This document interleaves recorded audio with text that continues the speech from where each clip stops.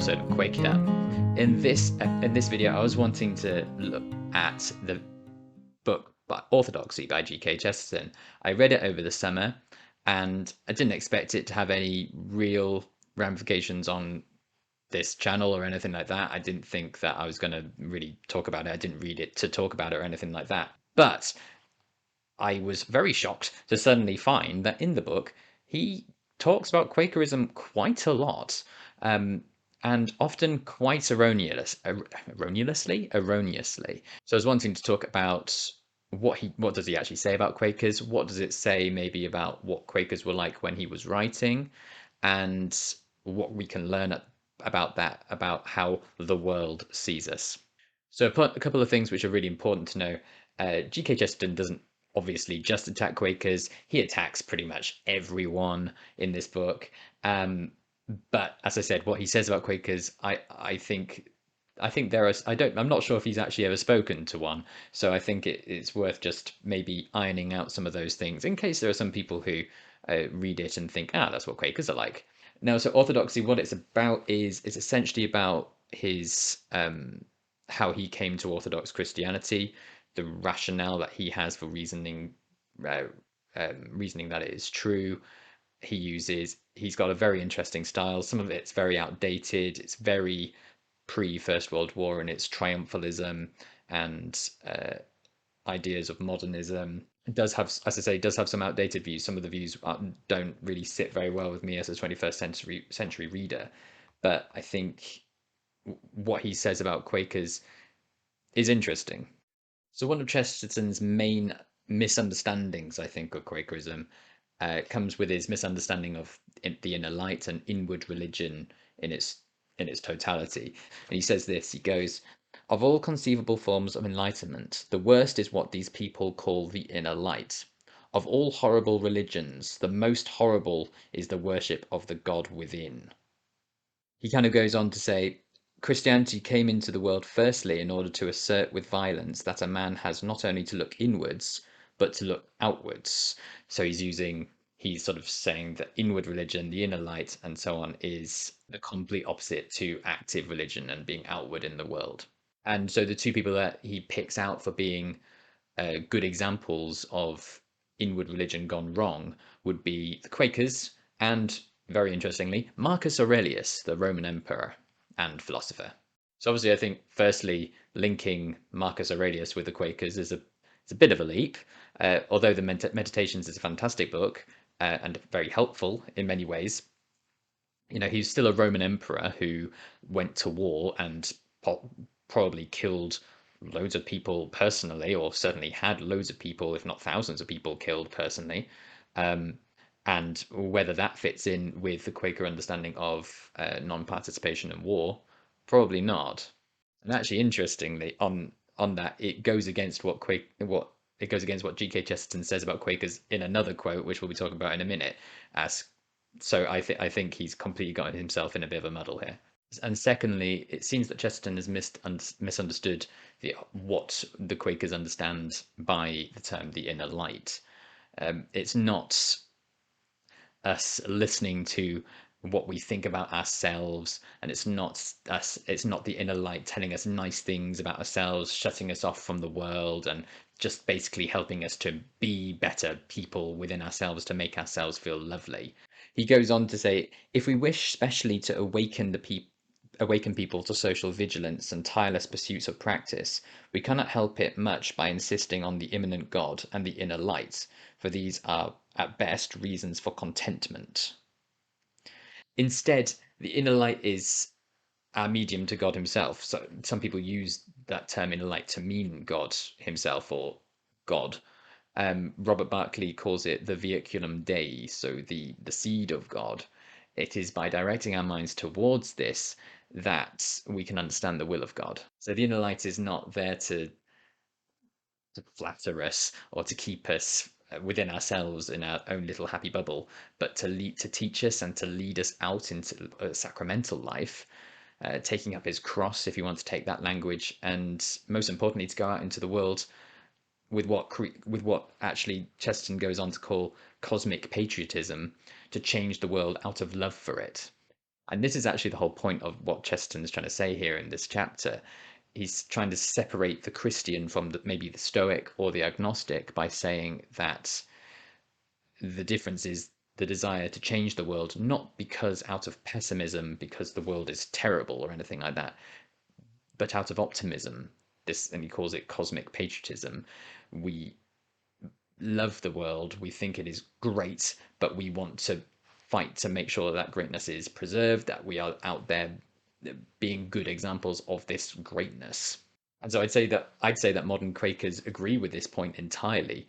We value and love the world, but we feel led to consistently promote what we see as the values that Jesus left us, or that the inner light shares with us: equality, simplicity, peace, truth, all of those. So ultimately, I think Chris Chesterton does actually agree with the Quakers, though he seems to have misunderstood our vocabulary. And how many times has that happened? And so I wonder whether Chesterton was actually dealing maybe with a stereotype of Quakerism. We have to remember. So I don't think I've said. So he was writing in 1908, right? Um, in terms of Quaker history, this was just 13 years after the Manchester Conference and the start of a new liberal Quakerism coming to the fore.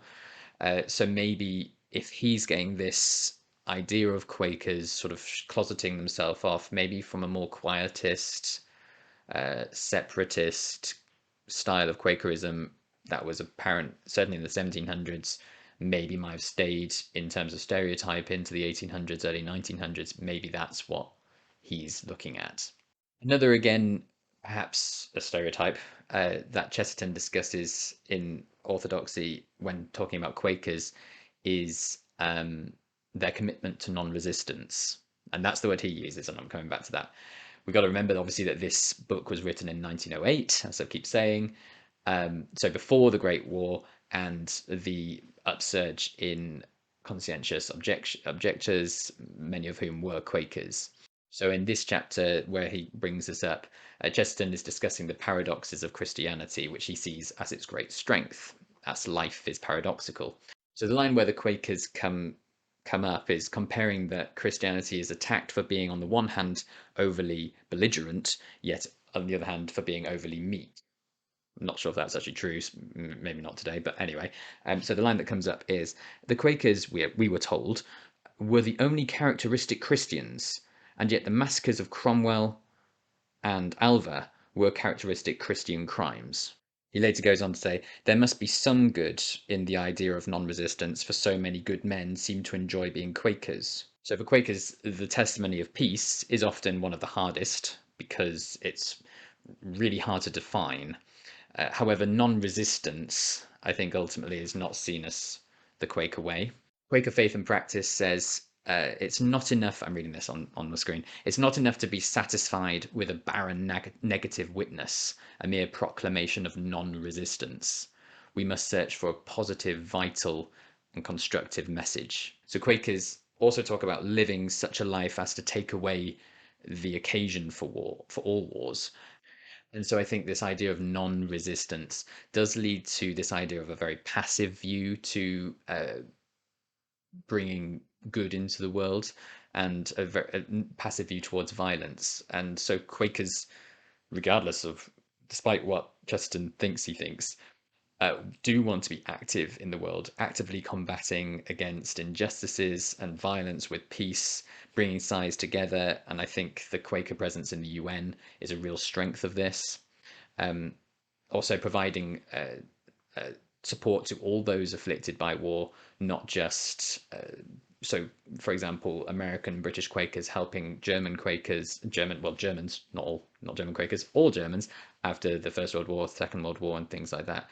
I think are really great examples of this active participation. So non-resistance, I think, doesn't quite cut it. And so whilst I do see where Chesterton's argument is going with this, and actually I appreciate that out of all the denominations of Christianity, the Quakers are the ones that are chosen that to best exemplify the ideal of peace. I think he undersells the depth of this message, and I think he misses out on the active participation of that, of upholding peace. I think just following on from that, the Chesterton's last dig at the Quakers comes just after that previous quote where he says that the Quakers became a club instead of becoming a sect. Do see my video on whether Quakerism is a sect, a denomination, or cult for more information on that. But here Chesterton is discussing the seemingly paradoxical elements of Christianity again, and how the church both included both the soldier and the peacemaker. I think in the context, what he's meaning here is that Quakers remained part of the church as a general body, instead of becoming a schismatic sect. I think that's where he's going. Um, and as a Quaker who's quite comfortable using God language and Christian language, I appreciate Chesterton's acceptance of Quakers in the Universal Church. I find this choice of wording here very odd. As in, I find his choice of wording quite odd, talking about Quakerism as a club. So we obviously call ourselves, the full name is the Religious Society, but I don't think any Quaker would go so far as saying that Quakerism is a club. And surely, in terms of what Quakerism was like in 1908, it was way closer to traditional Christianity, maybe with a little c, than with um, than it is maybe currently. I would say that in 1908, the majority of Quakers would be completely okay with the ideas, with most of the ideas coming from the Bible, whereas nowadays that might not be the case.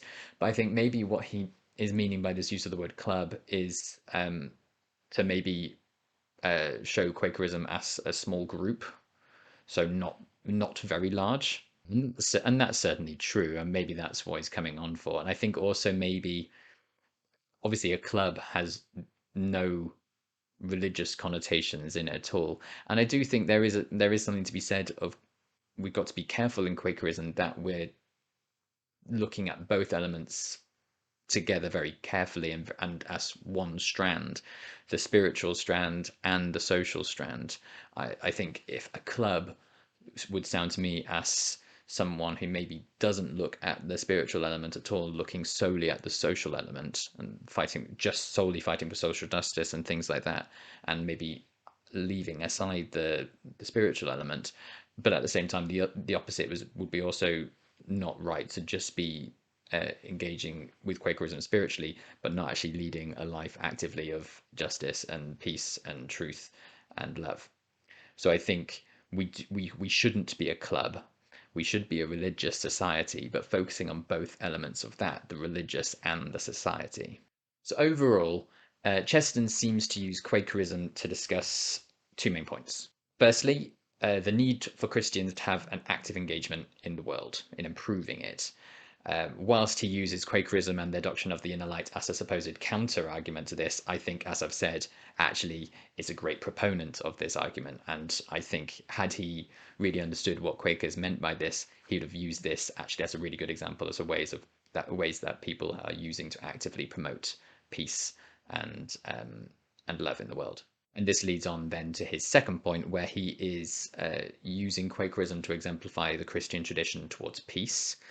And whilst that's clearly true, it seems that the nuance between combating war with peace and non-resistance seems to be outside the scope of Chesterton's argument, or maybe might just be in terms of time. It might not have been something which has maybe been thought of in as much detail, obviously, as it was thought of after the First World War.